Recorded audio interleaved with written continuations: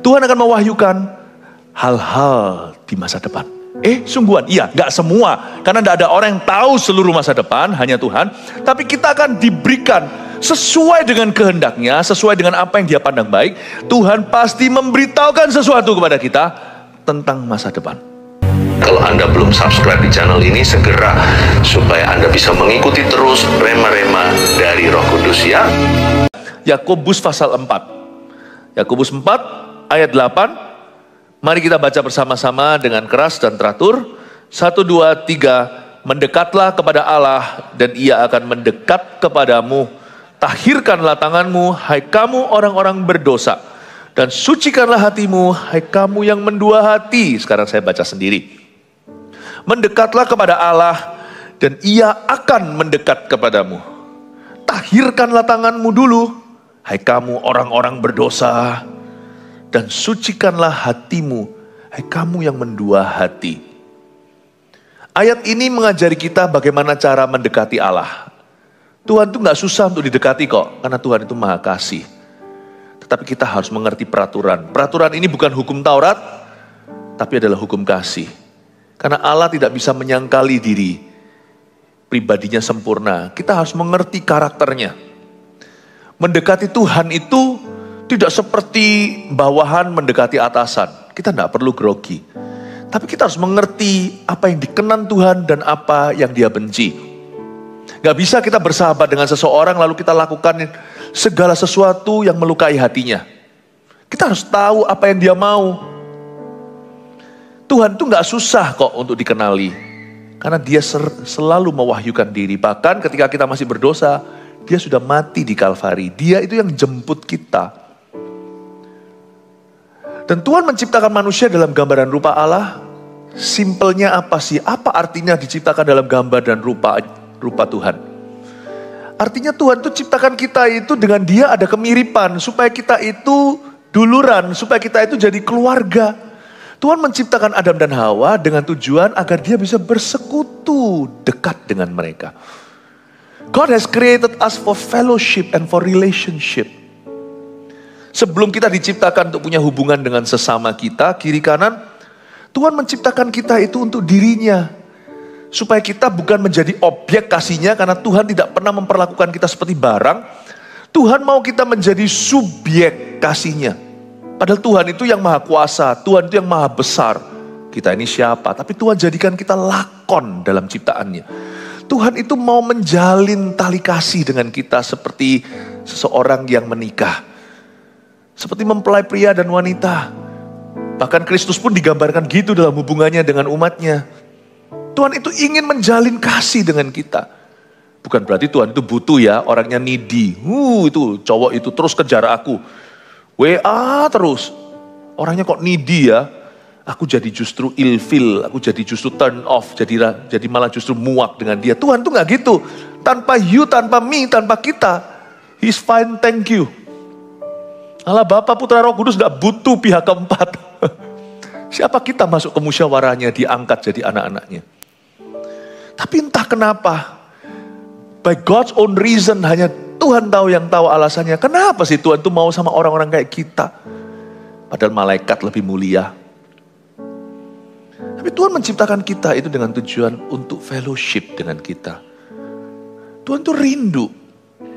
Tapi Tuhan itu tidak egois orangnya. Jadi kalau kita disuruh mendekat kepadanya itu bukan semata-mata untuk dirinya. Karena Tuhan tidak butuh apa-apa. Kalau Tuhan suruh kita mendekat, pasti benefitnya untuk kita. Saya pernah ngomong sama anak-anak saya. Anak-anak saya anak-anak baik by the way. Waktu mereka kecil mulai bisa memahami, sejak mereka mulai dewasa. Saya ngomong gini, sebenarnya loh ya. Kalian anak-anak itu harus tahu, kalian itu dicinta sama papa mama. Itu anugerah. Doakan ya papa mamamu supaya selalu mampu menjagamu dan mendidikmu. Jadi saya selalu minta anak-anak saya untuk anak-anak kami untuk mendoakan kami supaya jadi orang tua yang baik. Sama seperti kami meminta pada jemaat doakan supaya kami jadi pendeta yang baik, supaya jadi gembala yang baik. Tapi sekali-kali saya juga kasih shock terapi. Karena siapa tahu anak-anak sekarang kan zaman edan. Keluar sana lalu mereka dapat ide dari mana, dari teman-teman. Papa gak keren lagi, mama gak tahu apa-apa. Anak-anak merasa sense of entitlement, merasa berhak lah dalam rumah. Papa enggak fair, mama enggak fair. Zaman sekarang ini, zaman pemberontakan. Kemarin saya bersyukur bisa ngajarkan sama anak-anak kecil kita. Eagle Kids saya ajarin 10 perintah Allah. Perintah kelima, hormati ayah ibu. Saya pakai bahasa versi mereka, saya tulis begini. Harus baik dan sopan terhadap papa dan mama. Tahukah anak-anakmu diajari begitu di gereja ini? Saya ngomong sama anak-anak saya, gini loh. Papa mama sebenarnya gak butuh kalian. Dulu papa mama mau punya anak itu karena papa mama saling mengasihi, saling mencintai.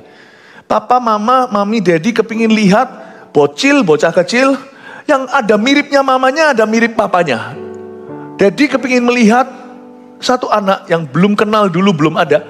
Nanti itu ada mirip aku, ada mirip istriku. Ya, saya bilang, kalian itu hasil daripada kasih yang sudah sempurna di antara suami istri. Your mom, your dad don't need you to love each other. Gak perlu. Saya beritahu mereka, we choose to love you. Mama papa memilih untuk mencintaimu. Jadi kamu harus merasa seperti orang yang paling hoki, yang paling beruntung, yang paling laki di seluruh dunia. Tapi kita juga gak boleh sok-sokan jadi orang tua. Dari waktu ke waktu saya beritahu mereka, mama papamu ini sangat lucky to have you, sangat beruntung. Saling lempar mahkota. Kenapa papa mama anak baik, punya anak-anak yang baik. Kalau lihat anak-anak orang kadang-kadang, aduh kok gitu ya, kok kurang ajar sama orang tuanya. Anak-anak kami tidak begitu. Kadang-kadang kalau saya dan istri saya keluar rumah gitu ya, agak malam sedikit, itu mereka yang teleponin, di mana? Lucu loh, orang tuanya yang dikasih curfew. Anak-anak kami itu dekat dengan kami, jadi saya kadang-kadang beritahu, we are very lucky. Kalian tidak seperti anak-anak pada umumnya.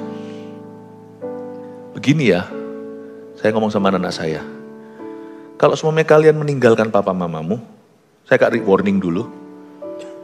Dan kalian milih jalan yang salah, mami and daddy masih bisa punya anak lagi. Kalau masih muda, kalau enggak tak adopsi. Tapi kamu tidak akan bisa punya orang tua lagi.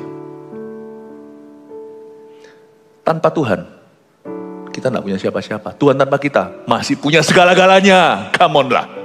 Jadi mendekat pada Tuhan itu siapa yang butuh? Kita. Bukan Tuhannya. Ini ilustrasi tadi ya, kiasan ya. Jangan kau gambarkan Tuhan itu seperti suami istri pernikahan, itu salah. Tapi saya kasih contoh aja. Ortu aja, orang tua aja punya kemuliaan. Apalagi Bapa di sorga. Apalagi Allah Tritunggal. Mendekat kepada Allah itu kita yang butuh, bukan dia. Dan kalau Tuhan suruh kita mendekat kepadanya, datang lebih dekat, Tuhan gak butuh sesuatu. Percaya gak? Tanpa kita dekat sama Tuhan, atau sorga gak ada manusia, Tuhan, FYI for your information only, tidak akan kesepian. Kita tanpa Tuhan, kita yang kepanasan di lautan api. Karena itu mari kita ngerti dulu, mari kita ngerti posisi dan tahu diri bahwa kalau kita disuruh mendekat, ayatnya begini soalnya bunyinya, mendekatlah kepada Allah, jangan kita gede rasa. I'm sure kalau Tuhan suruh kita mendekat kepadanya, itu pasti demi kebaikan kita. Meskipun untuk kemuliaannya, pasti demi kebaikan Anda dan saya.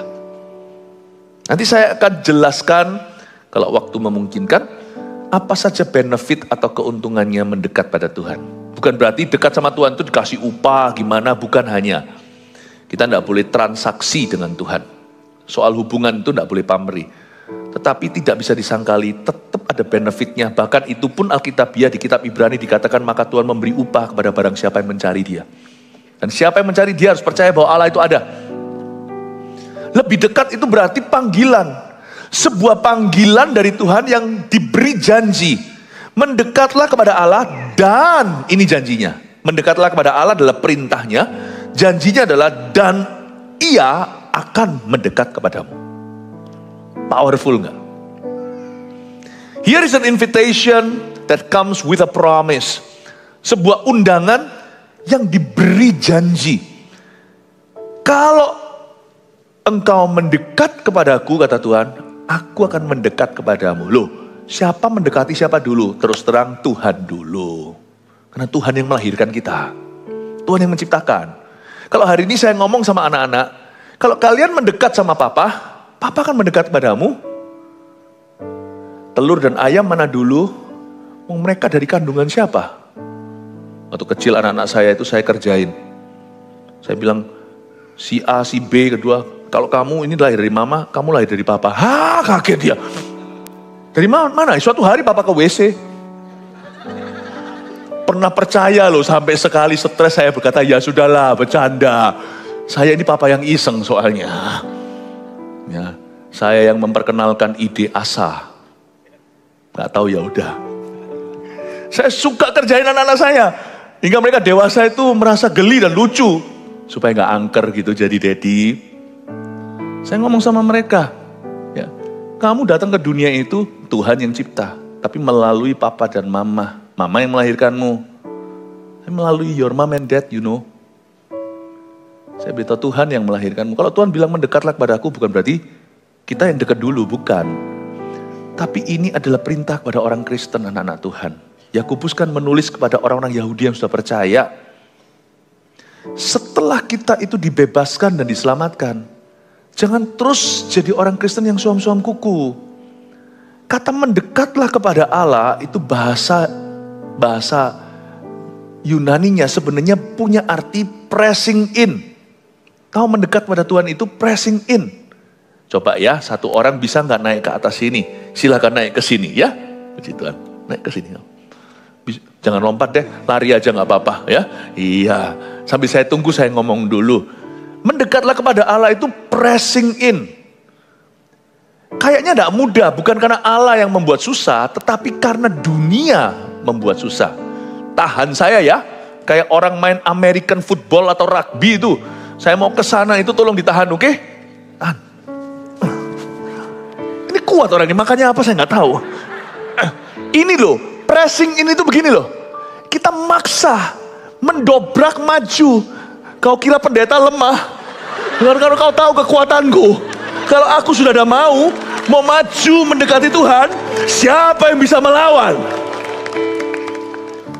Terima kasih saudaraku. Asal mana? NTT Sumba Timur. Lihat itu ada orang timur di sini. Love you so much. Honor you, sangat menghormatimu.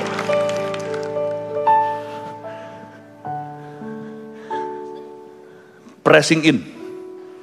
Bukan Tuhannya yang menarikmu ke belakang banyak.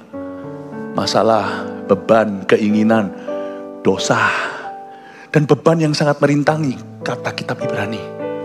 Belum lagi dunia ini sudah didesain demikian rupa untuk membuat orang yang mau sungguh-sungguh dengan Tuhan semakin sulit, saudara.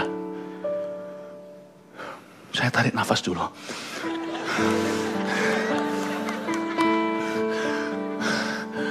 Ototku mungkin lebih kuat. Nafasku kalah sama Anda.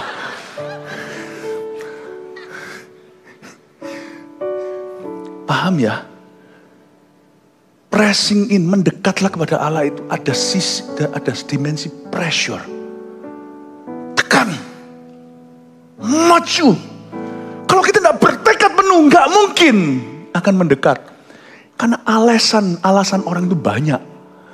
Pernahkah kita berkata, aku mau diet? Selalu banyak pencobaan. Diet selalu starts tomorrow. Ayo. Olahraga juga sama kan? Aku mau olahraga. Selalu starts tomorrow, masih mending start next year kok. Tahun depan bagi beberapa orang start next month. Apalagi mendekat pada Tuhan. Gravitasi yang menarikmu itu loh, aduhai. Menarikmu untuk tidak mendekat kepadanya. Belum lagi, bukan hanya kedaginganmu. Belum lagi selalu kita itu sering put off atau tunda besok hari aja. Aku sungguh-sungguh. Kata mendekat itu adalah pressing in.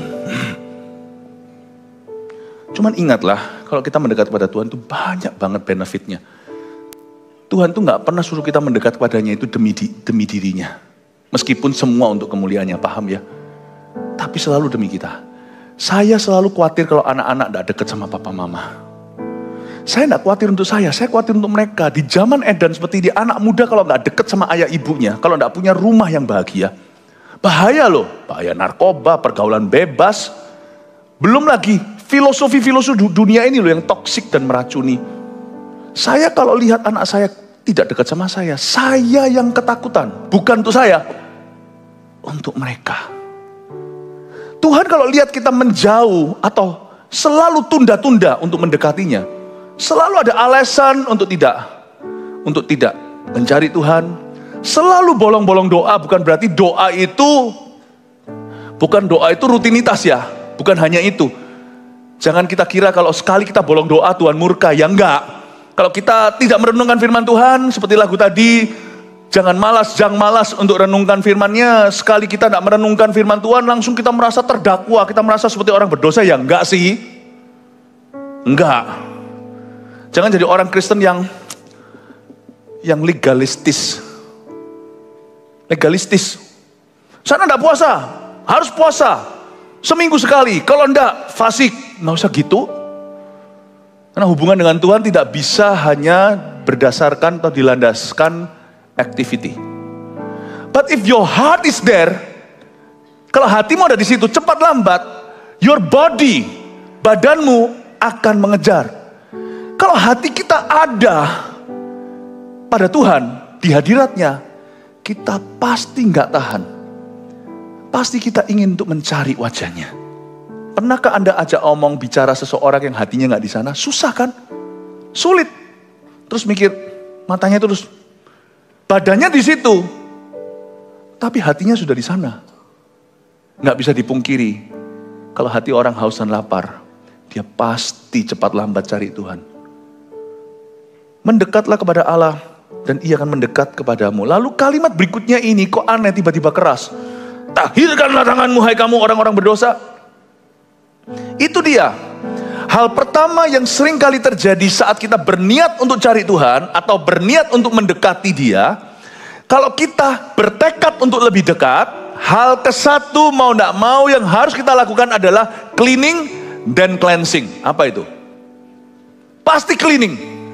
Waktu kita mau dekat sama Tuhan, kita harus langkah pertama, singkirkan rintangan. Bukan di dunia. Di dunia kita tidak bisa apa-apa. Dunia sudah ada. Di dalam diri kita. Tahirkanlah. Tahirkanlah tanganmu. Hai kamu orang-orang berdosa. Kata orang-orang berdosa di sini, kata berdosa dalam bahasa Yunani kunonya adalah hamartolos. Ya persis seperti itu ejaannya kayak bahasa Indonesia. Hamartolos itu artinya bukan hanya orang berdosa, tapi orang berdosa yang keras kepala. Kalau dekat sama Tuhan, hal pertama yang diserahkan adalah kekerasan hati kita. Nggak gitu nggak bisa dekat. Kita nggak bisa befriending God and befriending the world. Kita nggak bisa mau dua-dua melayani Tuhan dan mamon. Nggak boleh. Meskipun kita kerja dapat salary, kita kerja dalam bisnis dapat profit, tetapi hati kita nggak boleh terpaut pada hal-hal itu. Jikalau hartamu bertambah, janganlah hatimu melekat padanya. Itu loh kitab Amsal. Di dalam hati kita, our devotion and dedication, dedikasi kita, penyembahan kita, devotion itu artinya kita punya kesetiaan dan loyalitas itu hanya pada Kristus. Karena itu hamartolos ini yang harus diserahkan dulu, yaitu kekerasan hati. Karena orang kalau mau dekat sama Tuhan, biasanya dimulai dengan bertobat dari sesuatu. Nggak bisa enggak. Karena kita living in a filthy world. Kita hidup di dalam dunia yang najis bibir dan kita pun najis bibirnya. Mau enggak mau, aktivitas pertama adalah cleaning, house cleaning dari kita. Kalau kita dekat sama Tuhan itu Tuhan enggak tuduh, tapi kita sendiri akan menyadari karena Tuhan akan menginsafkan. Ini dosa, ini Tuhan enggak suka. Mau enggak mau kita harus memilih, mau milih Tuhan atau milih dosa. Milih Tuhan atau milih kebiasaan buruk, tidak bisa dua-dua sebab Tuhan tidak mau dimadu. Kalau mendekat pada Tuhan itu berarti di sebelah sisi sana harus menjauh dari sesuatu. Waktu kita berkata ya, ku jawab ya, ku jawab ya Tuhan, ku jawab ya Tuhan, Ku jawab ya, ya, ya. Waktu Anda menjawab ya pada Tuhan, Anda harus berkata tidak pada dosa. Kalau Anda berkata ya pada Tuhan, Anda harus berkata tidak pada setan. Itulah sebabnya di kitab Yakobus, surat Yakobus yang sama di ayat yang berbeda dikatakan,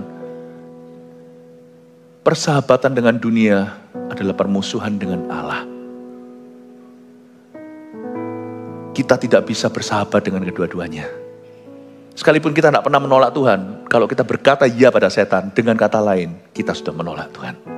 Tidak ada yang namanya non-blok atau netral. Karena itu, mendekatlah kepada Allah itu, waktu kita berniat lakukan itu, hal kesatu yang seringkali terjadi adalah tuntutan untuk let go sesuatu. Tahirkanlah tanganmu, hai hamartolos, harden senar. Orang berdosa yang keras hatinya. Itu harus dilepaskan. Tadi kan saya bilang cleaning and cleansing kan. Wanita paling hafal ini. Cleansing namanya. Cleansing orang Indonesia berkata. Kalau sebelum naik keranjang tidur gitu harus copot make up. Harus copot make up. Itulah sebabnya kita kaum pria bahagia. Sikat gigi langsung geblak. Bangun tidur langsung sisir. Langsung keluar. Perempuan gak bisa, harus make up, put on make up dulu. Selesai nanti pulang harus copot make upnya. Seringkali yang Tuhan lakukan kepada mempelainya. Waktu Tuhan mulai mendekat, mulai semakin dekat sama kita. Waktu dia mulai masuk ke hati kita. Ini bukan hanya cerita tentang terima Yesus, tapi masuk ke hidup kita. Hal kesatu yang seringkali Yesus lakukan adalah cleansing his bride. Jangan heran. Sebelum Tuhan bertata di bait sucinya, dia akan obrak-abrik dulu meja penyamun itu. Tempat tukar uang, tempat mereka berjualan di tempat. Gak salah, Tuhan gak anti dagang. Beberapa murid-murid Tuhan itu pedagang, Yusuf Arimatea contohnya. Paulus itu di dunia properti, tapi di Timur Tengah namanya tenda, bukan ruko. Yesus tidak anti ini, tetapi ketika Yesus masuk dalam hidup orang itu ada hal-hal yang tidak proper. Tuhan tunggang balikan dulu. Bukankah rumahku disebut rumah doa, kau jadikan sarang penyamun? The first thing first yang Tuhan lakukan adalah cleansing. Jadi jangan heran, Tuhan kasar di depan. Tapi Tuhan itu lembut at the center. Tentu sangat soft hearted. You are his soft spot. Kalau Anda mau tahu titik lemah Tuhan itu tidak punya kelemahan by the way, tapi titik lemah tanda kutip, titik lemahnya Tuhan itu Anda. Itu membuat Bapak jadi anak diserahkan mati di Golgota. Titik lemah. Setan mau hancurkan bumi, dia nggak peduli, dia bisa ciptakan lagi. Tapi sekali setan berhasil memenangkan hati Adam dan Hawa, Tuhan mati untuk mereka. Dunia ini diciptakan, bisa ditebus kembali, cuma dengan sepatah kata jadilah terang. Manusia diciptakan, ditebus kembali akhirnya. Gak cukup dengan berkata-kata, Yesus berdarah-darah. Anda harus tahu betapa Anda dikasihi. Jadi kalau Tuhan kasar di depan, terimalah. Karena Tuhan menyesah orang-orang yang dia cinta. Justru yang tidak, itu dianggap anak gampangan. Tuhan sama saya itu, saya kadang-kadang dulu merasa, saya ini kok dicing ya. Saya ini kok terus kayaknya sudah, sama Tuhan itu, Tuhan tuh kayak my stalker. Tuhan tuh sudah menguntit rasanya, ini Philip. Tapi sekarang saya paham. Dia lakukan itu untuk menciptakan ruang untuk kebaikannya di hidup saya.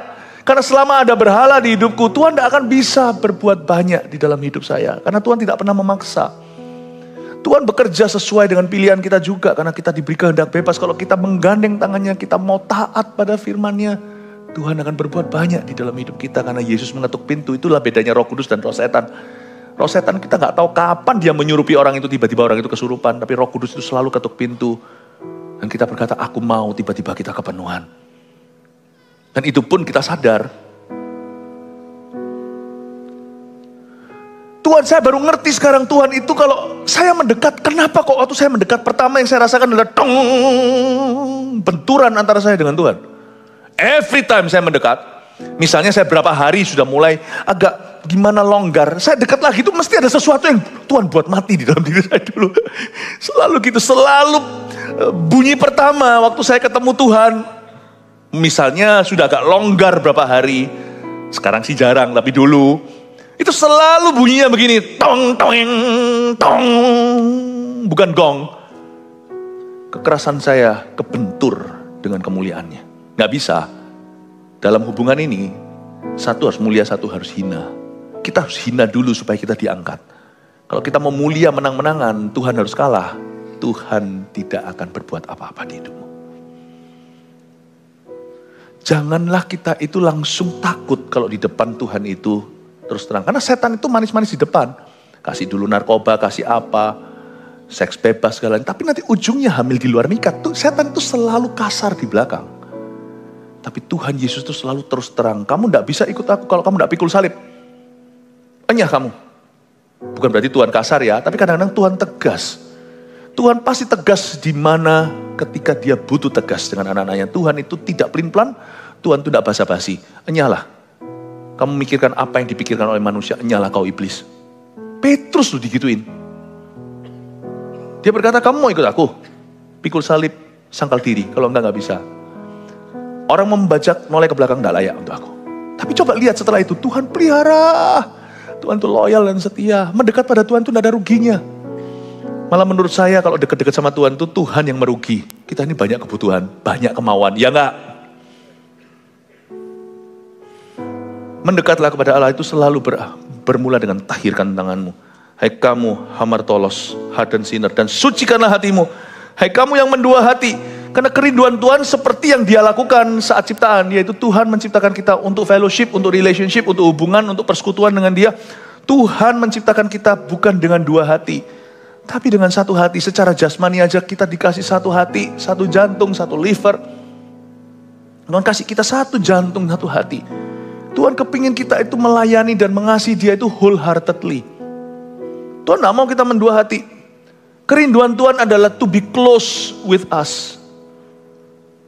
Untuk dekat sama kita. Tuhan tidak perlu dekat sama hewan. Tidak perlu dekat. Gak ada kan ayatnya mana. Tuhan punya pet.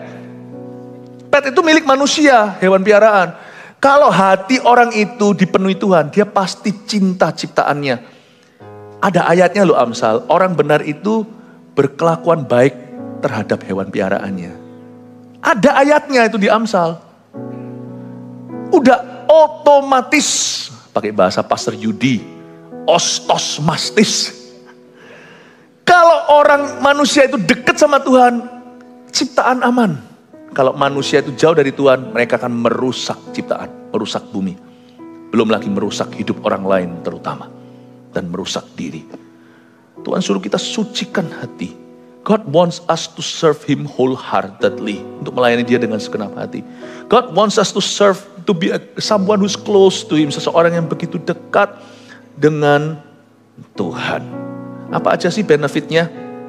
Boleh ya saya kasih sekarang. Apa aja keuntungannya mendekat kepada Tuhan atau jadi lebih dekat? Salah satu benefitnya mendekat kepada Tuhan adalah Tuhan jadi dekat sama kita. Ini ya, jangan remehkan loh. Ayat yang berkata, mendekatlah kepada Allah dan Ia akan mendekat kepadamu. Enggak main-main loh. Ini bukan dekat sama jenderal, pejabat, atau seorang yang pegang kunci suksesmu. Bukan aja, hanya itu. Dia ini yang pegang kunci hidup dan mati loh. Sumber kehidupan dan sumber segala sesuatu.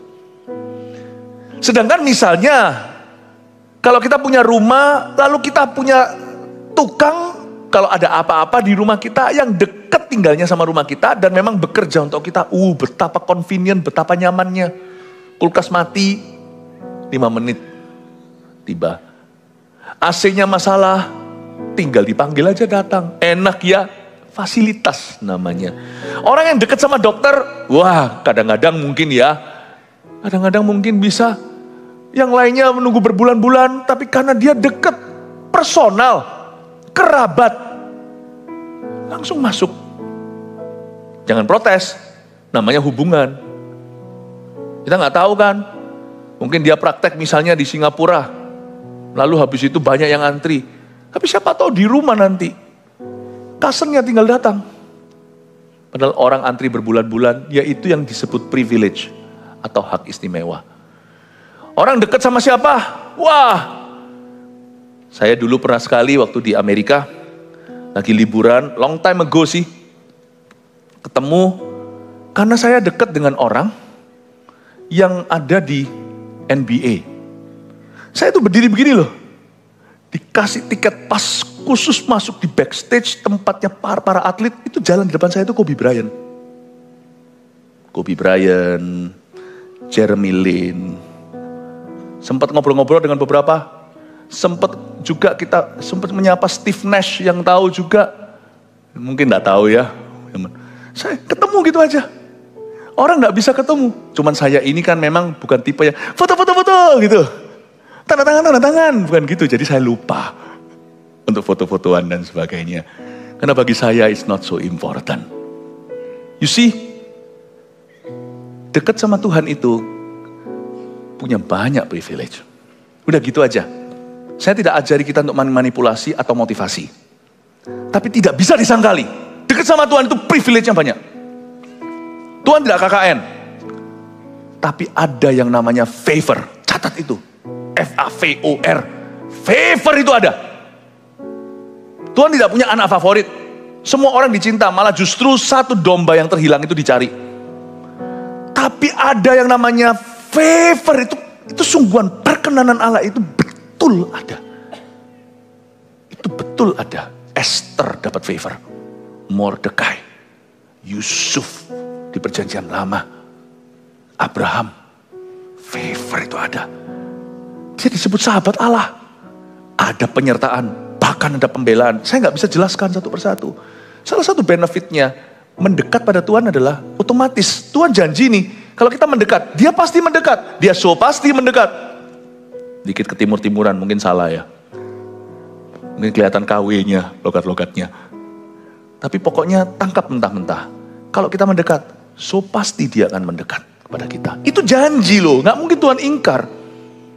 Udah saya nggak bisa jelaskan, nanti Roh Kudus yang ajari. Nanti pengalaman itu datang dari dia. Nanti Anda akan lihat sendiri di dalam kehidupan ini. Anda akan terharu, menangismu bukan karena susah. Dan Anda akan berkata, kok bisa ya anakku diterima? Misalnya di sekolah apa? Kok bisa favor Tuhan itu nyata? Ini gak bisa, ini Anda gak punya teorinya. Orang coba berjalan di tengah-tengah lautan itu oglek, oleng tuh rodanya Mesir. Orang Mesir mencoba ketika orang Yahudi jalan di tengah Laut Merah. Favornya beda. Saya gak ngomong ini tuh iming-iming, favor itu selalu materi. Gak tentu. Yang kurindukan adalah penyertaan. Penyertaan Tuhan, seperti bangsa pilihan. Hal lain lagi, kalau kita itu mendekat pada Allah, lebih dekat apa benefitnya? Dia akan menuntunmu dalam segala kebenaran. Dia akan membawamu ke satu tempat, seperti Mazmur 23, kalau dia tuntun sebagai gembala.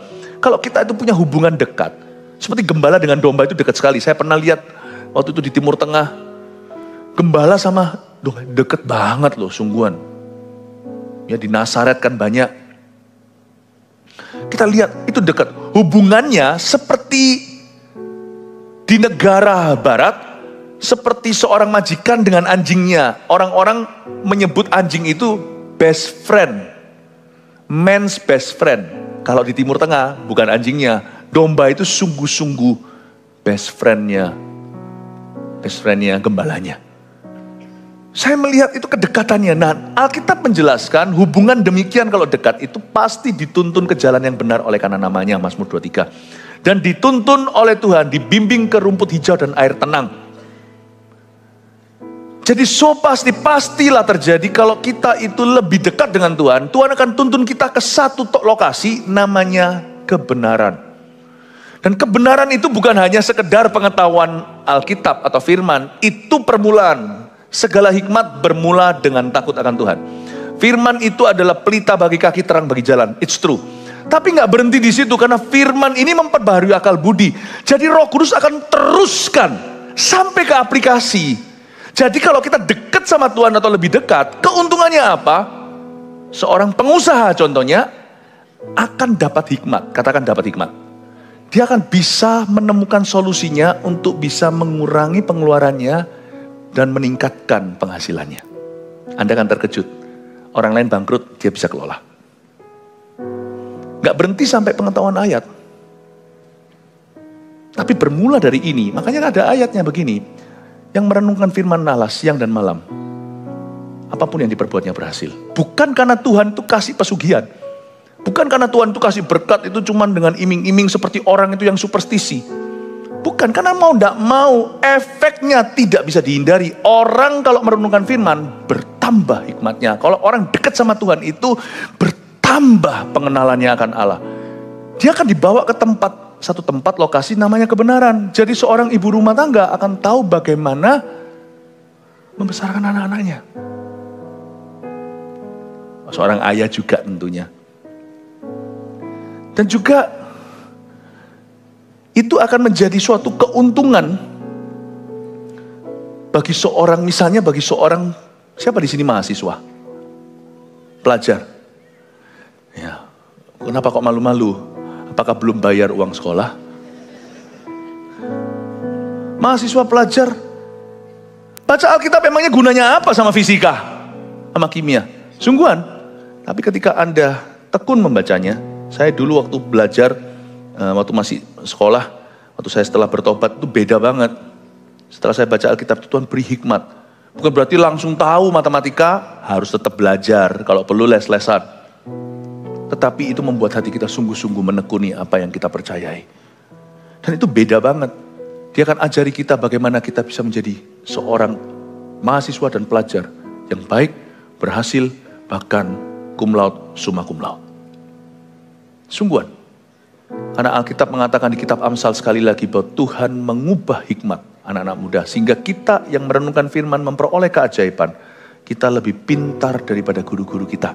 Daripada profesor-profesor kita. Kurang lebih bahasa sehari-harinya begitu. Yang pasti Tuhan akan menuntun kita pada satu tempat namanya the truth.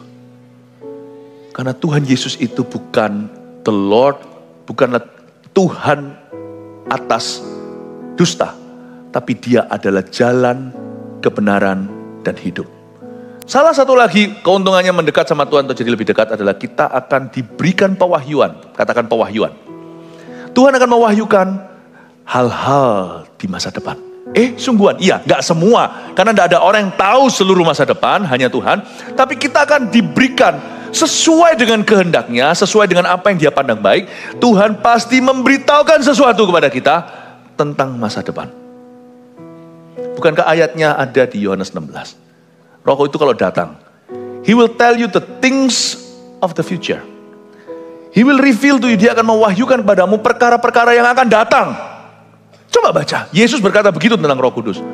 Nanti kalau dia dikirim, diutus oleh Bapa, janji Bapa itu tiba, dia akan memberitahukan kepadamu hal-hal yang akan datang.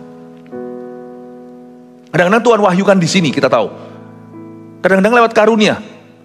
Kadang-kadang lewat peneguhan, lewat profesi atau nubuatan. Kadang-kadang enggak tahu, Tuhan enggak wahyukan sini, enggak wahyukan di sana, tapi Tuhan tiba-tiba membuat hati kita tergerak. Setelah kita melakukannya, wow, untung aku tadi belok kiri. Untung aku ambil jurusan ini. Tepat sekali ya ternyata. Saya tidak pernah sangka dunia ke arah begini. Sebelum pandemi aku sudah bawa ke online. Tuhan itu pasti akan mewahyukan perkara-perkara depan. Tidak mungkin orang duduk sama Tuhan bersekutu setengah jam tidak tahu sesuatu. Karena Tuhan itu pasti bicara. Makanya itu jangan sembarang, jangan duduk itu untuk menggosip. Karena tidak ada berkat di sana. Berbahagialah orang yang merenungkan firman. Orang yang tidak berjalan dengan, orang yang tidak menuruti nasihat orang fasik. Yang duduk dengan pencemooh, yang jalan di jalan orang berdosa.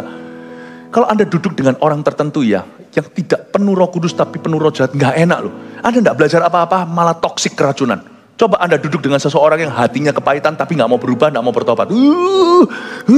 Kita sendiri pun akhirnya kena pengaruh. Kebiasaan buruk merusak, pergaulan buruk merusak kebiasaan baik. Tapi coba Anda kalau duduk. Saya pernah duduk dengan orang pinter aja, pandai ya. Ini bukan orang yang rohani ya. Saya pun bisa belajar sesuatu. Duduk gitu ngobrol sama dia, itu bisa tektokan begitu. Lempar ini, subjek ini, tek tek tek tek tek tek tek tek tek tek kayak orang pingpong, tek tek tek tek tek tek tek tek. Duduk 5 menit, 10 menit aja saya bisa merangkum banyak informasi. Padahal bukan orang rohani. Apalagi kalau Anda duduk dengan Tuhan yang tahu segala sesuatu. Yang diam dalam lindungan yang maha tinggi, yang duduk dalam naungan yang maha kuasa. Waktu Anda saat teduh sendiri, waktu Anda masuk hadiratnya, waktu di gereja seperti ini, Anda itu duduk di bawah naungan yang maha kuasa. You talk to God for half an hour, setengah jam bersekutu dengan dia, gak dapat sesuatu, pasti karena ketiduran. Anda duduk sama jenius 10 menit aja, seorang jenius apa? Anda belajar sesuatu. Anda duduk dengan seseorang yang tidak hidup di dalam hanya masa kini atau masa lalu atau masa depan. Bagi Tuhan waktu itu linear. Paham maksudnya linear? Tuhan itu neither hidup di masa lalu, masa sekarang, masa depan. Karena waktu di hadapannya adalah abadi. Makanya ada lagu, sebab dia hidup ada hari esok. Because he lives, all fear is gone. Karena Tuhan dia pegang hari esok. Hidup jadi berarti sebab dia hidup. Because the Lord is already in my future.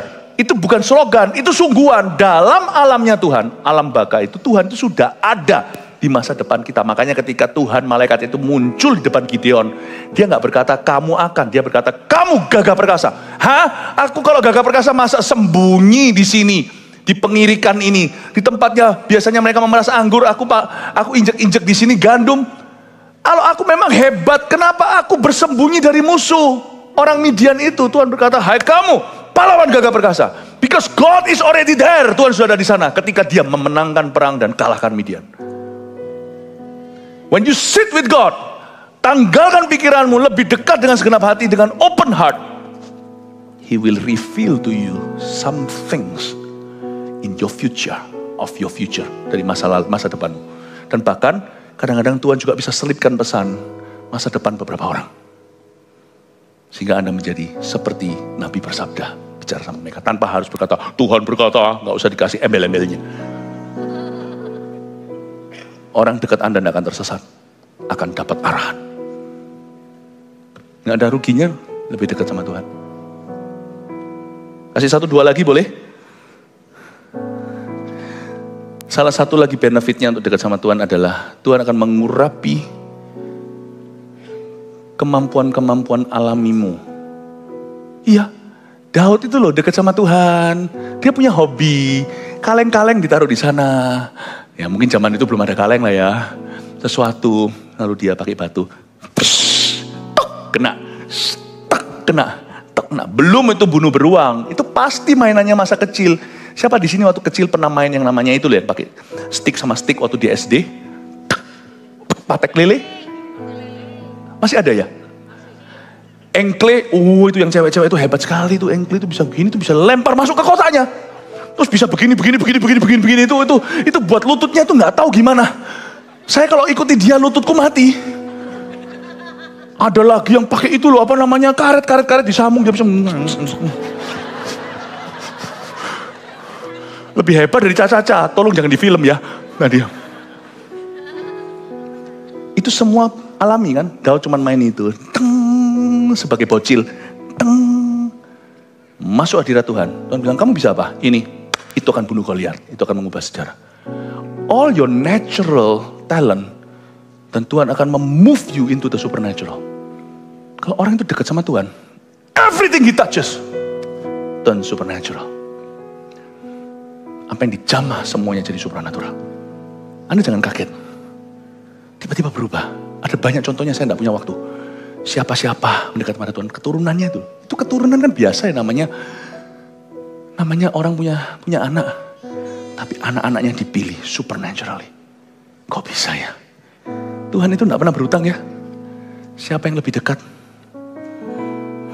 Tolong jangan salah ngerti kalau saya ngomong ini. Karena sama Tuhan bukan transaksi. Siapa lebih dekat? Lebih dapat? Simple. Masa rugi sih kenal Tuhan? Kalau kita itu kenal sama satu orang di bawah kita, ya mungkin kita merugi karena kita harus memiutangi. Tapi kalau kita dekat pada Dia yang punya segala-galanya, Raja di atas segala raja, Tuhan di atas segala Tuhan, apa ruginya? Zaman dimana orang suka pose fotonya dengan siapa, selebriti, dengan pejabat, tapi orang tidak bangga kenal Tuhan. Salah, dia pejabat di atas pejabat, selebriti di atas semua selebriti, publik figur di atas semua publik figur, Tuhan di atas segalanya. Saya paling bangga kenal Yesus. Kobe Bryant jalan di depan saja saya lupa foto, tapi sama Tuhan saya tidak mau lupa doa. Karena dekat sama Tuhan segala-galanya. Saya tahu orang dekat sama Tuhan, Tuhan tidak akan pernah membuat kita keluar dari hadiratnya dengan cara yang sama. Tuhan tidak pernah membuat hati yang berpaut sama Dia itu berujung gigi jari. Sama Tuhan tidak pernah berhutang budi sama umat manusia. God is good. Mendekatlah kepada aku, kata Tuhan, maka aku, dengarkan, akan mendekat kepadamu.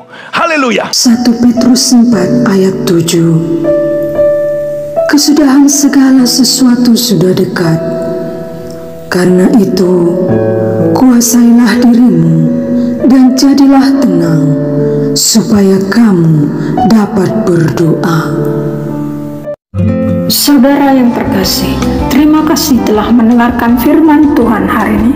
Jangan lupa untuk dukung terus channel ini dengan cara subscribe, like, share, dan juga komen, agar saudara kita yang lain juga boleh terberkati.